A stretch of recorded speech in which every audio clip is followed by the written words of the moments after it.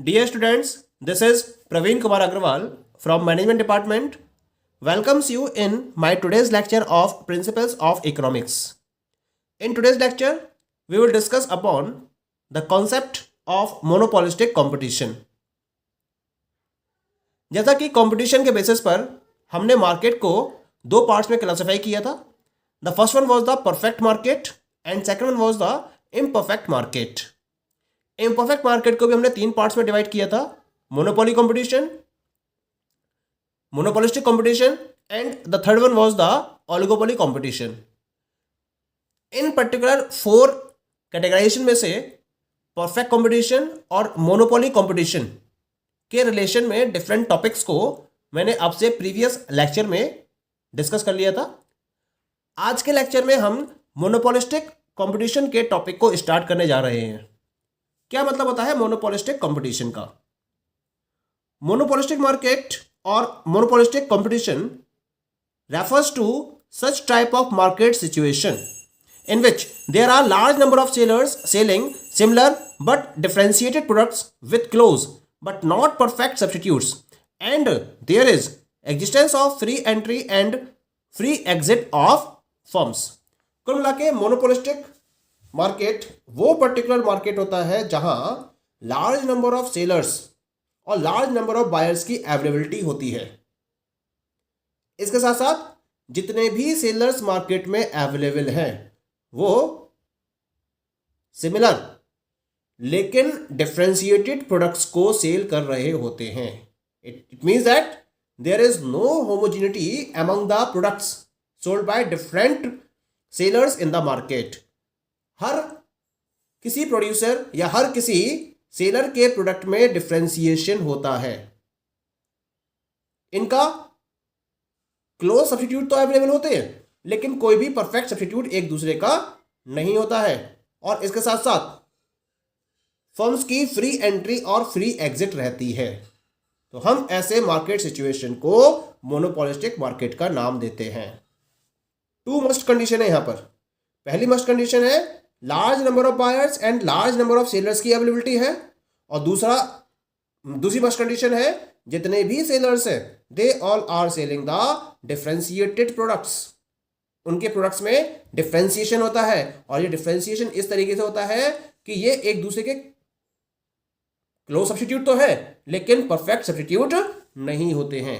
तो हम ऐसे पर्टिकुलर मार्केट को जो इन दो कंडीशंस को फुलफिल करता है उसे मोनोपोलिस्टिक मार्केट का नाम देते हैं या इस कंपटीशन को मोनोपोलिस्टिक कंपटीशन का नाम देते हैं. Lots of examples are there in difference of monopolistic competition. जैसे डिफरेंट टाइप के कंज्यूमर गुड्स है, toothpaste, brushes, bathing soaps, detergent, textiles, electronic items है, टेलीविजन सेट्स है, मोबाइल फोन्स है, ऑटोमोबाइल प्रोडक्ट्स है. ये सब किस कैटेगरी में आते हैं? इनका जो मार्केट है वो मोनोपोलिस्टिक मार्केट या मोनोपोलिस्टिक कॉम्पिटिटिव मार्केट के नाम से जाना जाता है. पॉइंट क्लियर हो गया? ठीक है. अब हम बात करते हैं about the features of the monopolistic competition. क्या क्या है इसके मेन फीचर्स? पहला फीचर है इसके अंदर दैट इज मैनी सेलर्स.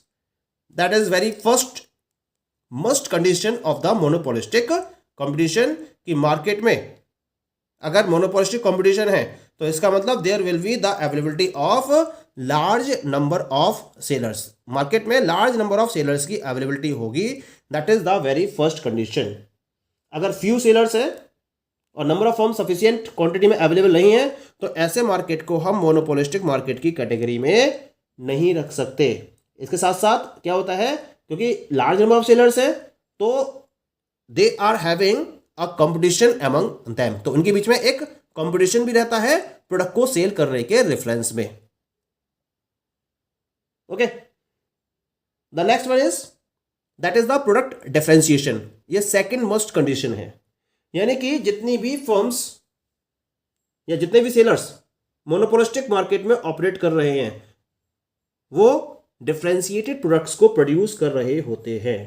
इनके प्रोडक्ट्स में किसी भी टाइप की होमोजेनिटी नहीं होती है. अगर मार्केट में जितने नंबर ऑफ सेलर्स होंगे उतने ही डिफरेंशिएटेड प्रोडक्ट्स अवेलेबल होंगे. और ये प्रोडक्ट इस तरीके से होंगे कि एक दूसरे के क्लोज सब्स्टिट्यूट तो हो सकते हैं, लेकिन एक दूसरे के परफेक्ट सब्स्टिट्यूट्स नहीं हो सकते। अब ये डिफरेंशिएशन किस बेसिस पर हो सकता है? This differentiation may be on the basis of the quality of the product, design of the product, colour, style, trademark, trade names, patented features और any of the particular feature. कोई भी इसके अंदर प्रोडक्ट में कैरेक्टरिस्टिक्स में change किया जा सकता है, डिजाइन में चेंज किया जा सकता है, कलर में चेंज किया जा सकता है, स्टाइल में चेंज किया जा सकता है, और उसके बेसिस पर एक सेलर अपने प्रोडक्ट को दूसरे सेलर से डिफरेंशिएटेड वे में प्रेजेंट कर सकता है। तो हम इस फीचर को प्रोडक्ट डिफरेंशिएशन का नाम देते हैं। अगर प्रोडक्ट डिफरेंशिएटेड है तो यहां फर्म के अपने प्रोडक्ट के सेल करने के चांसेस ज्यादा बने रहते हैं। इसी वजह से प्रोडक्ट में डिफरेंशिएशन को फॉलो किया जाता है। अगर इस केस में कोई भी पर्टिकुलर फर्म या इंडिविजुअल फर्म अपने प्रोडक्ट के प्राइस में चेंज करती हुई है तो उसको अपने कस्टमर्स को लूज करने के चांसेस बहुत कम बने रहते हैं। क्योंकि होता क्या है कि अपने पर्टिकुलर फीचर के बेसिस पर ये एक स्पेसिफिक ग्रुप ऑफ कस्टमर्स को टारगेट करती है और उन्हें अपने प्रोडक्ट को कॉन्टिन्यूअस वे में सेल करती रहती है। तो अगर अपने प्राइस में कोई चेंज करती हुई है तो उस पर्टिकुलर प्रोडक्ट की क्वालिटी के बेसिस पर इसके कस्टमर्स दूसरे ब्रांड की तरफ स्विच नहीं होते हैं, क्योंकि वो इस पर्टिकुलर ब्रांड के लिए या इस पर्टिकुलर प्रोडक्ट के लिए अपनी स्ट्रॉन्ग प्रेफरेंस रखते हैं। यानी कि इन्हें प्राइस बढ़ा भी दिए तो उन पर बहुत ज्यादा इफेक्ट नहीं पड़ता है। जैसे आपने देखा होगा कि बहुत सारे जो पर्सन्स हैं they are going to the same physician, same barber की तरफ जाते हैं, सेम एजेंट की तरफ जाते हैं, सेम टीचर को फोकस करते हैं, सेम ग्रोसरी शॉप को फोकस करते हैं, सेम ब्रांड के डेंटल क्रीम को फोकस करते हैं, सेम ब्रांड के टूथपेस्ट को फोकस करते हैं। यानी कि जिस पर्टिकुलर ब्रांड की तरफ वो मेंटेन्ड है उसी ब्रांड को वो लगातार यूज करते रहते हैं उसके एक स्पेसिफिक फीचर की या यूनिक फीचर के बेसिस पर। तो अगर वो अपने प्रोडक्ट के प्राइस में चेंज करते हुए हैं तो भी ये कस्टमर्स स्विच नहीं करते हैं। तो इसी वजह से प्रोडक्ट में डिफरेंशिएशन को फोकस किया जाता है जिससे कि कस्टमर्स को प्रॉपर वे में मेंटेन किया जा सके। क्लियर? ये तो बात हो गई सेकंड फीचर की। अब हम बात करते हैं थर्ड फीचर की। The third feature is the sale promotion और सेलिंग कॉस्ट।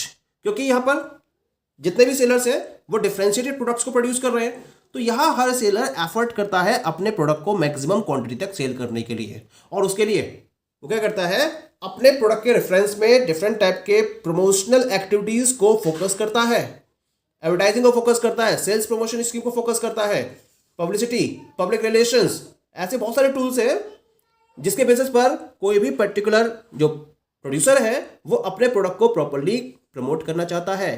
प्रमोट करने के पीछे पर्पस क्या है? जिससे ज़्यादा से ज़्यादा कंज्यूमर्स उसके प्रोडक्ट के बारे में इंफॉर्मेशन गेन कर सकें और उन्हें परसुएट करते हुए वो अपनी सेल को मैक्सिमम करना चाहता है। और इस तरह से वो एक सेलिंग कॉस्ट को भी इसमें इन्वॉल्व कर लेता है, क्योंकि प्रमोशन करेगा तो ऑब्वियसली खर्चे होंगे, और खर्चे होंगे तो ये सेलिंग कॉस्ट में इंक्लूड किए जाते हैं। पर्पस है अपने प्रोडक्ट को इस तरीके से फॉलो करना, प्रमोट करना, जिससे कि मैक्सिमम क्वांटिटी में उसके customers long period of time तक मेंटेन रह सकें। इसी वजह से वो इस पर्टिकुलर प्रमोशनल एक्सपेंसेस को फॉलो करता है। क्लियर? ये इसका थर्ड फीचर है। और ये पर्टिकुलर जो एक्सपेंसेस हैं वो लगभग जितने भी सेलर्स हैं मार्केट में हर किसी के द्वारा फॉलो किए जाता है। The next one is the free entry and free exit. यानी कि मोनोपोलिस्टिक मार्केट में कोई भी फर्म जब आना चाहे तब वो एंटर कर सकती है, और जब वो एग्जिट करना चाहे तब वो एग्जिट भी कर सकती है, बट दिस टर्म या this condition is in the long run. Short run में ये पॉसिबल नहीं होता है, लेकिन लॉन्ग रन में कोई भी नई फर्म अगर एंटर करना चाहे तो वो एंटर कर सकती है, और अगर उसे लगता है कि उसे प्रॉपर प्रॉफिट नहीं हो रहा है और एग्जिट करना चाहे तो वो एग्जिट कर सकती है। किसी भी टाइप का कोई भी रेस्ट्रिक्शन इस टाइप के मार्केट में अवेलेबल नहीं होता है।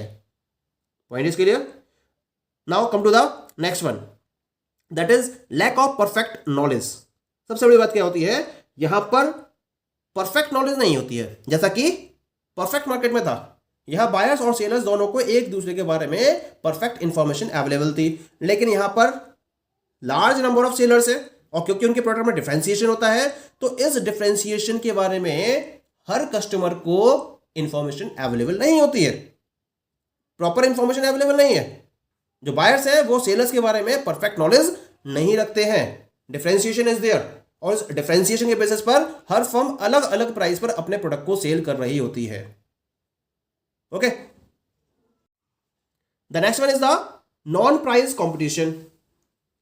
यानी कि मोनोपोलिस्टिक मार्केट में लार्ज नंबर ऑफ सेलर्स है, तो ऑब्वियसली उनके बीच में एक प्रॉपर कंपटीशन होता है, लेकिन ये परफेक्ट कंपटीशन नहीं होता है, क्योंकि यहां जो कंपटीशन होता है वो प्राइस के बेसिस पर नहीं होता है, बल्कि यहां जो कंपटीशन होता है वो प्रोडक्ट के फीचर्स के बेसिस पर होता है, उसकी क्वालिटी के बेसिस पर होता है, उसकी अवेलेबिलिटी के बेसिस पर होता है, उसके ब्रांड के बेसिस पर होता है. तो यहां प्राइस को कंसीडर नहीं किया जाता है जब कंपटीशन होता है, बल्कि प्रोडक्ट के फीचर को आगे करते हुए डिफरेंट फर्म्स कंपटीशन में इन्वॉल्व होती हैं. हर फर्म कोई ना कोई एक यूनिक फीचर के साथ में अपने प्रोडक्ट को मार्केट में अवेलेबल कराती है और उस यूनिक फीचर के बेसिस पर अपनी एक कॉम्पिटिटिव एज को फॉलो करते हुए प्रोडक्ट को सेल करती है. ऐसा नहीं है कि एक फर्म अपने प्रोडक्ट को सेल करने के लिए अपने प्राइस में डिक्रीमेंट करेगी या इंक्रीमेंट करेगी और उसके बेसिस पर अपने सेल को इफेक्ट करेगी. तो यहां इस पर्टिकुलर कॉन्सेप्ट को फोकस नहीं किया जाता है, बल्कि प्रोडक्ट के फीचर्स को, प्रोडक्ट के कैरेक्टरिस्टिक्स को, उसकी क्वालिटी को, उसके डिजाइन को, इसके स्टाइल को, ब्रांडिंग को फोकस करते हुए कंपटीशन आगे बढ़ाया जाता है. पॉइंट क्लियर हो गया? And the last one is the less mobility of factors of production. Perfect market है, वहां तो परफेक्ट मोबिलिटी होती है फैक्टर्स ऑफ प्रोडक्शन की, लेकिन अगर मैं मोनोपोलिस्टिक मार्केट की बात करूंगा तो यहां फैक्टर्स ऑफ प्रोडक्शन की मोबिलिटी कम रहती है.